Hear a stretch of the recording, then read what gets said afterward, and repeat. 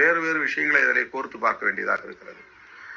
செந்தில் பாலாஜியை அவர்கள் குறிவைப்பதற்கு பிஜேபி தான் காரணமாக இருக்க முடியும். ஏனென்றால் மேற்கு மாவட்டங்களின் பொறுப்பாளராக திமுகவிலே நியமிக்கப்பட்டிருப்பவர் செந்தில் பாலாஜி.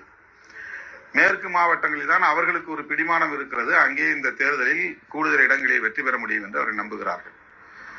அப்படி வெற்றி பெறுவதை தடுப்பதற்கு செந்தில் பாலாஜி ஒரு காரணமாக இருந்து விடுவார். எனவே செந்தில் பாலாஜி மீது எப்படியாவது பழி சுமத்தி அவரை முடக்கிவிட்டால் மேற்கு மாவட்டங்களில் தாம் விரும்பியதை போல அரசியல் ஆதாயம் தேட முடியும் என்று பாஜக விரும்புகிறது என்றுதான் நாம் யூகிக்க வேண்டியிருக்கிறது. ஆகவே இவர்கள் திமுக அரசின் மீது குற்றம் சுமத்துகிறார்களா அல்லது செந்தில் பாலாஜி மீது குற்றம் சுமத்துகிறார்களா? முதல்வரின் மீது குற்றம் சுமத்துகிறார்களா அல்லது செந்தில் பாலாஜி மீது குற்றம் சுமத்துகிறார்களா? திமுக அரசு தான் அப்படின்னா மற்ற 5 இடங்களிலும் அது நடந்திருக்கணும். நாமக்கல்லிலும் அது நடந்திருக்கணும். அங்கே செய்ய முடியாமல் இங்கே மட்டும் எப்படி திமுக செய்ய முடியும்? அதுக்கு என்ன இவங்க ஒரு காரணத்தை சொல்லணும்ல. செந்தில் பாலாஜி மட்டும்தான் காரணமா அல்லது முதலமைச்சரும் செந்தில் பாலாஜி சேர்ந்து பண்ணாங்களா? அதை ஏன் திருச்சியில செய்ய முடியாதா? அதை ஏன் நாகப்பட்டினத்தில் செய்ய முடியாதா? இப்ப இவங்க ஒரு லாஜிக்கே இல்லை. அப்ப போற போக்குல திமுக மீது குற்றம் சுமத்தணும்.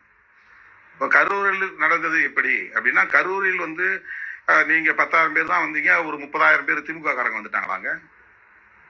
இப்ப திமுக காரங்க கூட்டத்தில் நெறிஞ்சாங்கனாக்கா அவங்களுக்கே அந்த மிதி உயிரிழப்புங்கிறது நேர்ந்து இருக்கணும்ல. இப்ப இறந்து போனதுல யாராவது திமுக காரங்க இருக்கிறாங்களா? இப்ப 41 பேர் சேர்த்திருக்காங்க. அந்த 41 பேர்ல யாராவது திமுக காரங்க சேர்த்திருக்கிறாங்களா? இப்ப வெளியில இருந்து ஆள் இறக்கி எப்படி ஒரு ஸ்டாம்பீடை உருவாக்க முடியும்? அதாவது கூட்ட நெரிசல், அதனால் மூச்சு திணறல், தடுமாறி கீழே விழுதல், விழுந்தவர்களை பற்றி கவலைப்படாமல் தான் தப்பித்தால் போதும் என்று தப்பி ஓடுகிறவர்கள் மிதித்து விட்டு ஓடுகிறார்கள். அந்த மிதியில் சிக்கியவர்கள் தான் இறந்து போறாங்க. இதை எப்படி ஒருத்தர் எக்ஸ்டர்னலா செய்ய முடியும்? இப்ப இது ரொம்ப இல்லாஜிக்கலா இருக்கு. எந்த விதத்திலும் ஒரு தர்க்கத்துக்கு பொருத்தமான